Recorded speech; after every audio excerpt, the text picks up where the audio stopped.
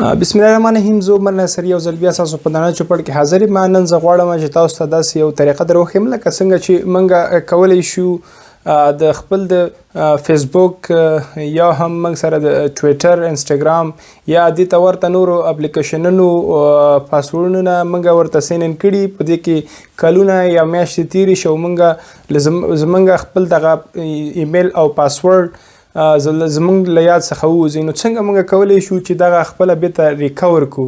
نو نن راځو په دې باندې عملي کار کوو. نو ډېره اسانه طریقه ده، وخت نه ضایع کوو. راځو د سکرین مخې ته، انشاءالله ستاسو به خوښه شي.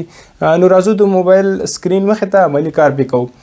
د دې لپاره راځو اول موږ سره سیټینګ ته راځو، پرده راکته کوو. د موبایل دلته تاسو ته ښکاري چې موږ سره څه ده، سیټینګ ساین ده، سمه ده. دلته موږ سره سیټینګ موږ کلیک کوو پې. کله چې موږ په سیټینګ باندې کلیک کوو نو راځو لاندې راځو، صحیح ده. دلته موږ سره یو کمانډ ده په نامه د ګوګل، صحیح ده. نو تاسو ګورئ په دې باندې به تاسو کلیک کوئ. کله چې تاسو په دې باندې کلیک کوئ نو تاسو به راشئ دلته موږ سره یو بل ټیپ ده، صحیح ده. نو کمانډ دې باندې به یو ایډز ده، یو آټوفیل ده. نو صحیح ده، تاسو په دې آټوفیل باندې کلیک کوئ. کله چې تاسو کلیک کوئ نو دلته یو بل آپشن راځي، ګوګل، صحیح ده. آټوفیل وت ګوګل مطلب د ګوګل په تھرو باندې ساین ان کېدل. مطلب اکثره اپلیکیشن زموږ څخه د ګوګل آی ډي غواړي، صحیح ده. نو ګوګل موږ ته دا یو اختیار راکړی ده چې زموږ پاسورډ او ایمیل ځان سره سیف کړي، صحیح ده. په دې خاطر چې سبا ستاسو د یاده ونوځي. نو په دې باندې موږ کلیک کوو. کله چې تاسو په دې باندې کلیک کوو نو تاسو به لاندې راشئ، په پاسورډ باندې کلیک کوئ. مطلب زموږ پاسورډ چې کوم اپلیکیشنونو ته موږ په مطلب په دې 6 میاشتو کې یو کال کې موږ ساین ان کړی ده. نو دلته چې موږ په دې باندې کلیک کوو نو تاسو ګورئ چې دلته ډېر اپلیکیشن یې ماته راولي چې دغه اپلیکیشنونو ته خپل ایمیل ساین ان کړی ده، صحیح ده. مختلف مطلب په دغه اپلیکیشنونو کې دا خپل جیمیل یې جوړې کړي، صحیح ده، ایمیل یې جوړې کړي دي. نو د هغه نه راځو، زه وایم چې ماته د ګیټ هب ویب سایټ زما کوډ زما څخه له یاده وتی ده. نو دا راته وښیه چې ما څه ورکړی و دا کوډ دلته. نو دا دلته سیف شوی ده، اټومیټیکلی ګوګل سره سیف کېږي. نو دې باندې تاسو کلیک کوئ.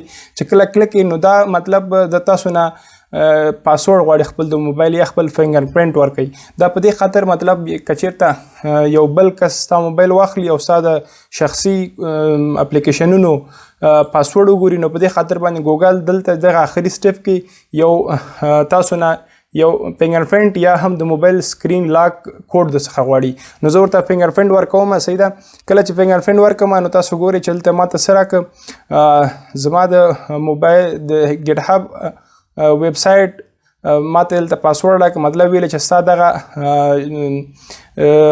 یوزر نیم ده او دا ستاسو پاسورډ ده، صحیح ده. دلته چې تاسو په دې باندې کلیک کوئ نو تاسو ته دا پاسورډ څه کوي، ښکاره کوي.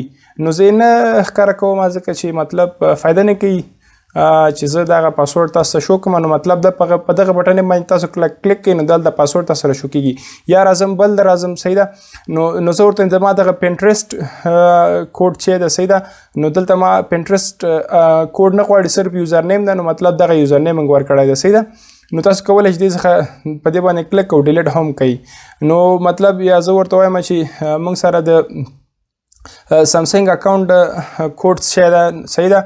نو زه ورته وایم دلته زه ورته وایم مطلب زما د سامسنګ اکاونټ کوډ زما د ذهن نه وتی ده. نو تاسو بیا هم هماغسې تیر په شان په دې باندې کلیک کوئ او تاسو دا کوډ شو کوئ. په دې باندې بټن باندې تاسو کولی شئ خپل دا کوډ کاپي کوئ، صحیح ده. یو چېرته په سامسنګ نوټ یو بل اپلیکیشن کې ځان سره ځای په ځای کې یا یې ولیکئ، صحیح ده. نو تاسو ګورئ چې مطلب دلته موږ 3 سامسنګ اکاونټ جوړې کړي دي، په دا 3 واړه موږ سره شو کېږي په دلته، صحیح ده. او بل مطلب همداسې unsplash.com مطلب دا کوم اپلیکیشنونو ته چې ما خپل ګوګل مطلب ایمیل او پاسورډ ورخېجولی د هغوی دلته سیف کوي، صحیح ده. نو دا یو اسانه طریقه چې تاسو یو ملګري تپوس کړی و نو د هغه د پوښتنې د په ځواب کې دا یو لنډه طریقه وه چې ما تاسو ته وړاندې کړه.